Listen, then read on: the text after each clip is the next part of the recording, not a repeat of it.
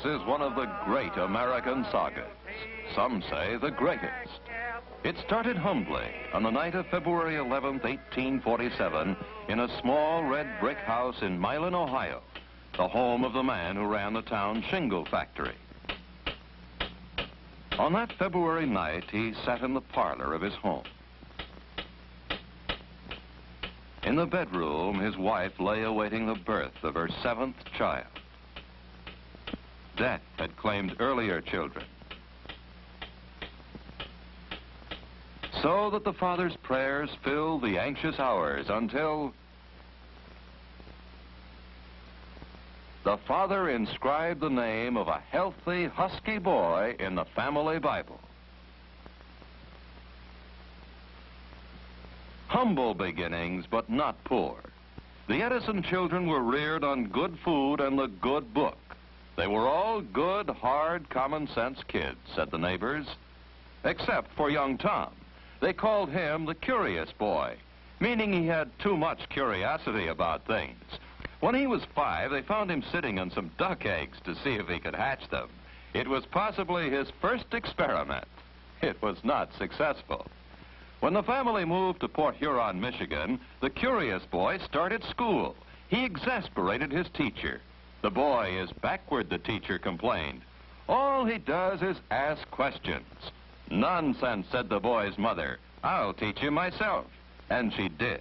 Her method was reading, writing, and arithmetic. And then she simply encouraged him to read, read, read. The more he read, the more his curiosity grew. By the time he was 12, he wanted to know what the whole wide world was about. So he decided to go into business. 1859, the great railroads were beginning to crisscross America. Any 12-year-old boy would naturally go down to the railroad station to seek his fortune. Tom Edison talked the Grand Trunk Railway into giving him the job of selling candy and newspapers on the daily run from Port Huron to Detroit. He also talked the conductor into giving him a corner of the baggage car. In this corner, he set up a chemical laboratory.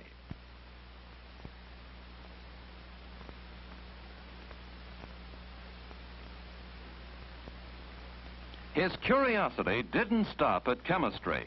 He got interested in printing when he was 14.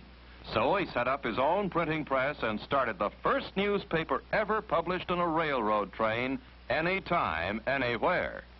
The Weekly Herald, published by A for Al, as he was called, Edison, was only a single sheet affair, but he crammed it with general information and gossip. Local and international news. Business facts and figures.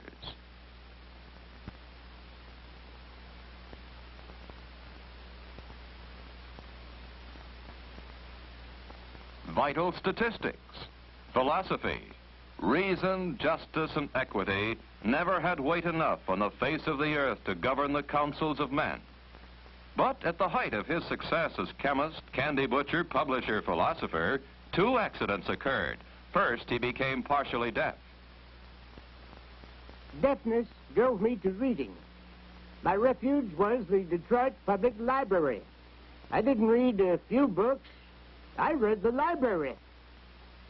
And he learned how to operate a telegraph ticker.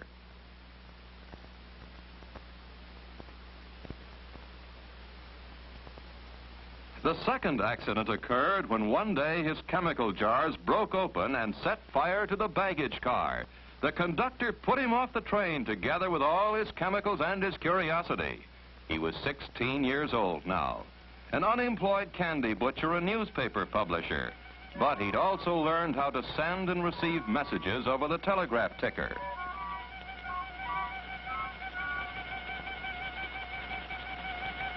In 1864, he became a wandering telegraph operator, the fastest operator that ever came down the pike, also the most restless. Couldn't stay in one place for long. For 4 years, he ticked his way across the country, a kind of long-haired hobo, always tinkering with wires and things, but gathering no moss, making no money. No matter what I may do, I reap nothing but trouble and the blues. It is all I can do to keep the wolf from the door. But he was working harder than he was worrying, and he invented the universal stock ticker, his first major invention. Western Union paid him $40,000 for it. He took the money and invested in a dream. All during the hobo years, he had dreamed of building a laboratory. And finally, in 1876, he settled in the little town of Menlo Park, New Jersey. To his home there, he took his young bride, Mary Stillwell Edison. Close by the house, the main laboratory building was connected to the outside world by telegraph wires.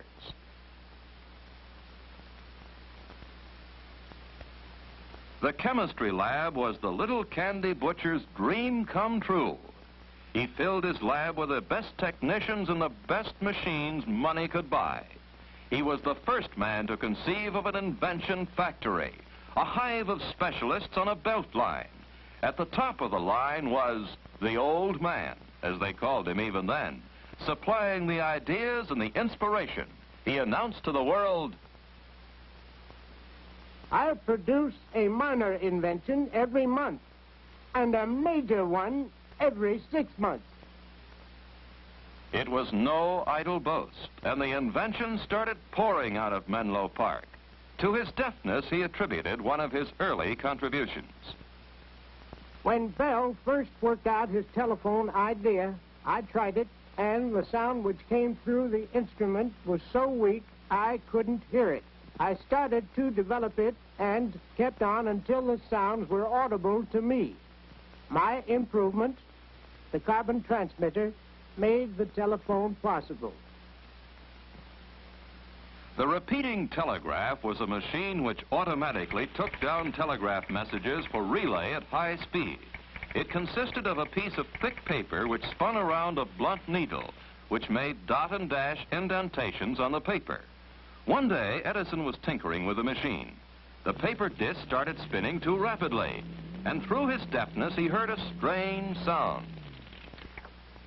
If I could record the action of the point and then send the point over the same surface again, I saw no reason why the thing... Crucy, his chief machinist, made the model for a total cost of $18.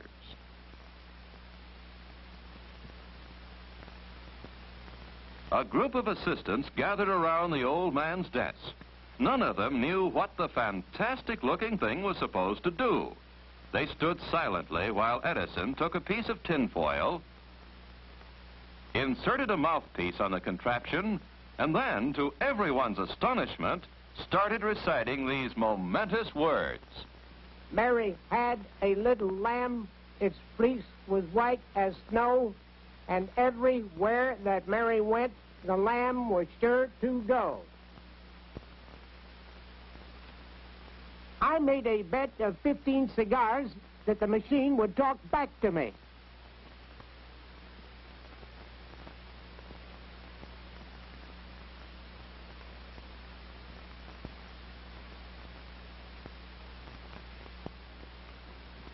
Mary had a little lamb, his face was white as snow, and everywhere that Mary went, the lamb was sure to go. He won the bet. What should he call it? Telephone? Telegraph? He named it the phonograph. It became the sensation of the day and age. The 31-year-old inventor was invited to the White House to demonstrate his machine for President Hayes. Never in the whole history of science and invention had there been anything like this, a machine that talked, and the world clamored to listen to it. In restaurants and saloons and penny arcades, the first jukeboxes were installed, and while the words and music poured into every ear, the name of Edison was on every tongue.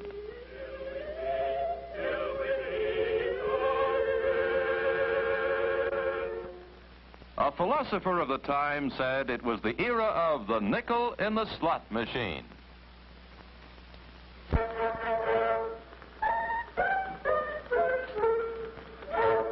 Every Saturday, Willie got his pay, then he'd call for Nell. It was always Mr. Edison's own favorite invention.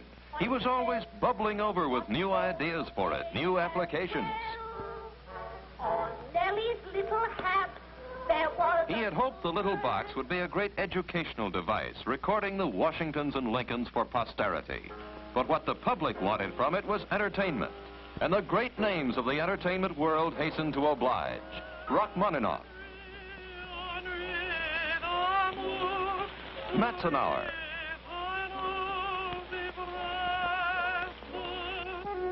Albert Spaulding,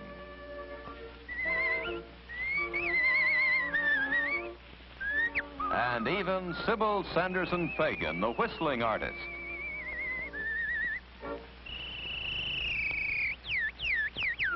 And as the years went by, they trooped in and out of Edison's recording rooms. The opera singers and the banjo players and the bird imitators and the tellers of jokes. And the records poured forth, hundreds of them, thousands, hundreds of thousands. From the needle that scratched the tinfoil, $1 million industry was born.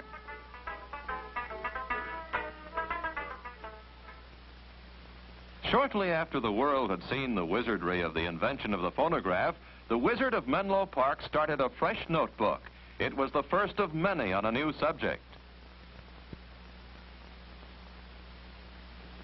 The object of this invention is to devise an electric lamp, which shall admit of being worked in great numbers on one electrical circuit. The invention of the phonograph had been all Edison, but when he turned his luminous curiosity on the problem of making an electric light, he was moving into a field where many others were working. The first thing Edison did was to learn everything he could about the subject. He came to the crux of the problem. 1, if you heat certain materials by electricity, they give off light. 2, if you heat these materials in a vacuum, they last much longer. So he told his glass blowers in the invention factory to make him some glass bulbs. This would be his vacuum, in which he would heat something by electricity. Heat what? What would glow with a light that was continuous and bright and easy on the eyes? Now the laboratory became his home. Day, night, time itself meant nothing to him. He tried everything in the search for the proper thing to heat in the vacuum. After trying metals, he started on the world of organic matter. Anything, everything within reach. Human hair, wood, leather, macaroni. Now we know another thing that won't work. That's progress. Finally, one day he took a piece of common cotton thread and placed it in a crucible and baked it in a furnace. Out of the furnace came a thin thread of pure carbon. He attached this filament to electric wires inside the bulb. He pumped the air out of the bulb. He turned on the electric current. This was the light he wanted, but how long would it last? Edison and his assistants gathered around for the famous death watch of October 19, 1879. They watched the lamp for 10 hours. Give it more juice. 20 hours. More juice. 30. For 2 days and 2 nights, the lamp burned. Now I knew we had it. He invited the world, a world still lit by candles and gaslight, to come to Menlo Park to see. They came. On New Year's Eve, 1879, they came by the trainload and they saw. New light to the new world on this New Year's Eve, cried the press. The newspapers called it the miracle of the 19th century. Lighting up Menlo Park was only a stunt for New Year's Eve. The real test came when Edison announced that he would illuminate 1 square mile of the heart of New York City with a newfangled electric light. The bulb, the miracle bulb that gave the miraculous light, was only the beginning, the end component of 1,000 component parts. You need rheostats and generators and meters and fuses and sockets and switches and conductors to make it work.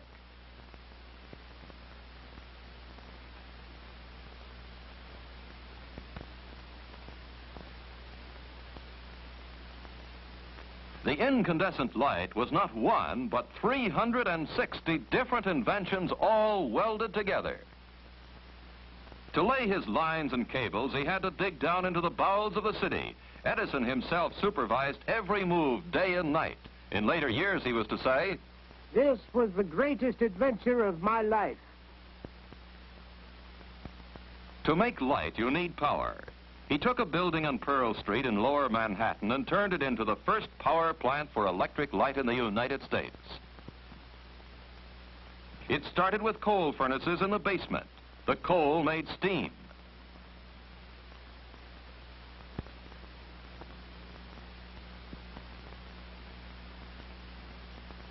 The steam made power.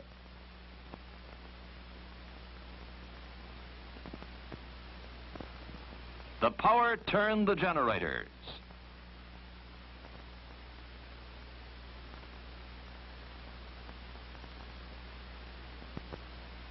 From the generators came electricity. And the electricity became light. Light to the world. But hardly 2 years after the great triumph, tragedy struck the house of Edison.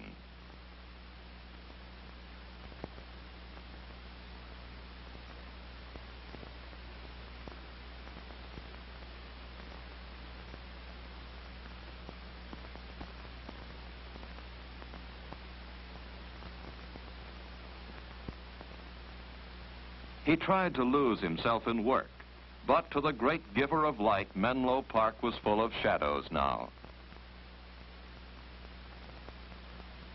He had to move away from the place where he had lived for 8 happy years. 2 years after Mary Edison died, he found a haven in West Orange, New Jersey, in the lordly house called Glenmount. In the year 1886, he was 39 years old when he married Nina Miller, herself the daughter of an inventor.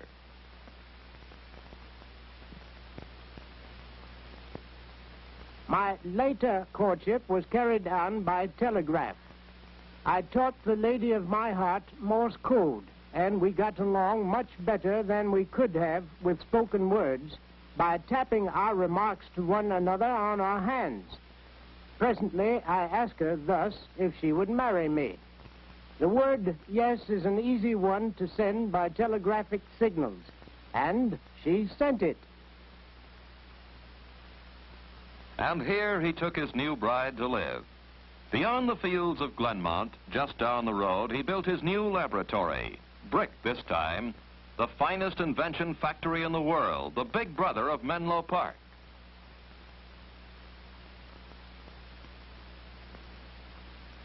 The nerve center of the compound was the old man's roll-top desk in an office that was 2 stories high, crammed with 10,000 scientific volumes.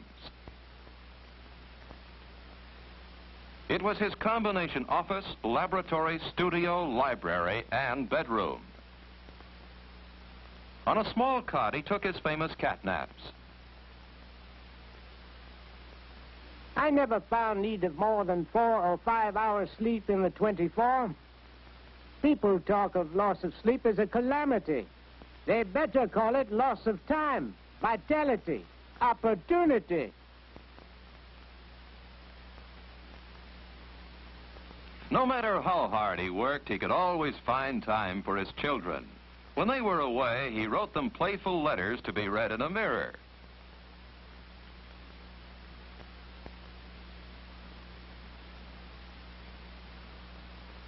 On one of their toys, the wheel of light now caught his fancy.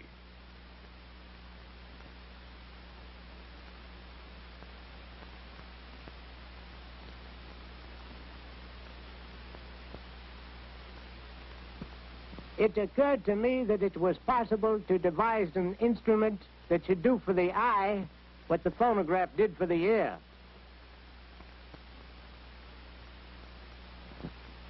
His first idea was to put a continuous line of tiny photographs on a cylindrical shell, just like a photograph record, then to rotate the shell and let the eyes look at the photographs through a magnifying glass. It didn't work well enough to suit Edison. Then he thought, if he could put a long line of photographs on some sort of strip or tape, on something you could roll up. One day he saw an advertisement for a new kind of camera designed by a man named George Eastman. It took pictures on celluloid. Without George Eastman, I don't know what the result would have been in the history of the motion picture. He tried to develop a narrow strip of sensitized film that would operate on a roll.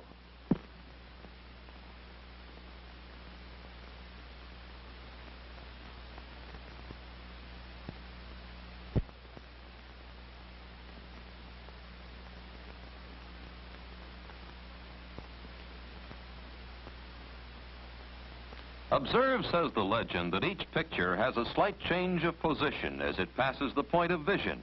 The rapid photograph of these different stages of movement upon a long strip of light-sensitive film creates the illusionary spectacle of movable figures.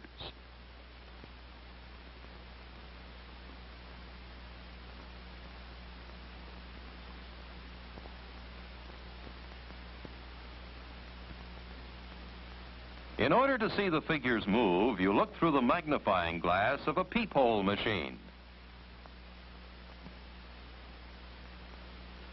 Our studio was almost as amazing as the pictures we made in it. It was such an ungainly-looking structure when it was done, and the boys had so much sport with it that we called it the Black Maria. In order to make certain of as long a working day as possible, we swung the whole building on pivots, like an old-fashioned river bridge, so it could be turned to follow the course of the sun. It was a ghastly proposition for a stranger daring enough to brave its mysteries. But we managed to make pictures there, and after all, that was the real test. They made pictures there. Fred Ott Sneeze, the first copyrighted film. May Irwin and John Rice, the first movie kiss. The story of an American fireman, the first story film.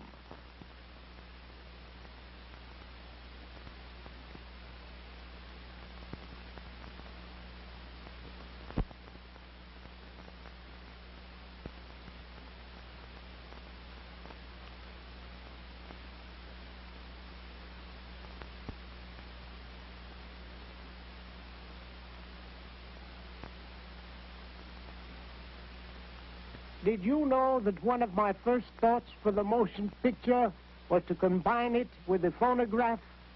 My plan was to synchronize the camera and phonograph so as to record sounds when the pictures were made and reproduce the two in harmony. Talking pictures.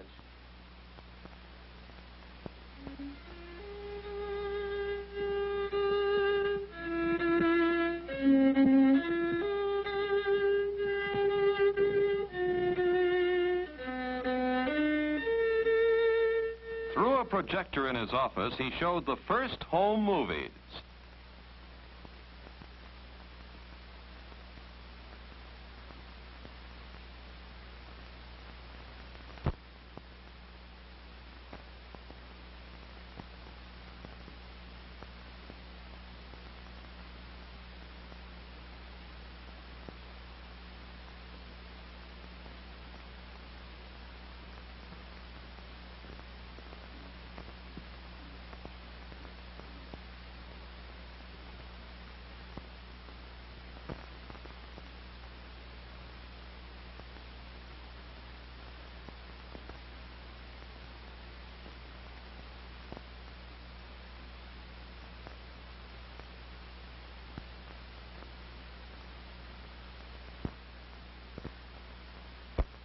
The camera followed on one of his camping trips with his good friends Henry Ford, Harvey Firestone, and the naturalist John Burroughs.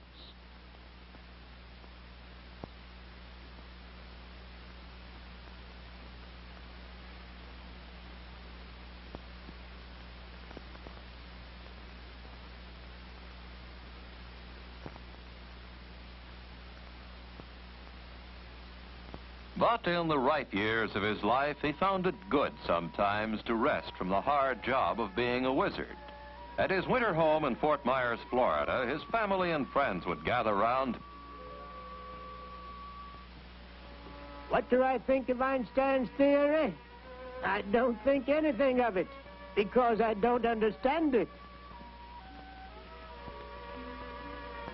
And he liked to drive around the grounds of Fort Myers in a car given him by an old and grateful friend, Henry Ford, whose early experiments with a combustion engine Edison had encouraged. And he liked to sit and look at nature.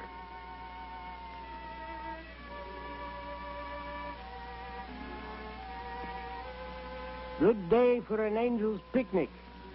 They could lunch on the smell of flowers and new-mown hay, drink the moisture of the air, and dance to the hum of the bees.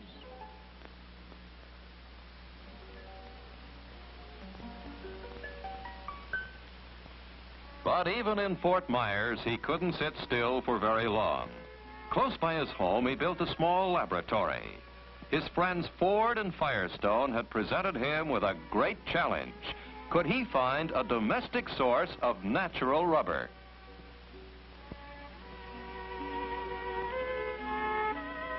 The best source, he reasoned, would be something that grows in great abundance. What was more abundant than the flowers of the field around him? He started by testing every plant, every flower, every leaf, every growing thing he could lay his hands on. Thousands of them tested and carefully classified in his notebooks on his neat shelves. Finally, he settled on the goldenrod as the most practicable source of rubber. Why? Because it was so plentiful. He worked late into the night on the incredible notion of squeezing rubber out of goldenrod, though the famous catnaps were growing longer.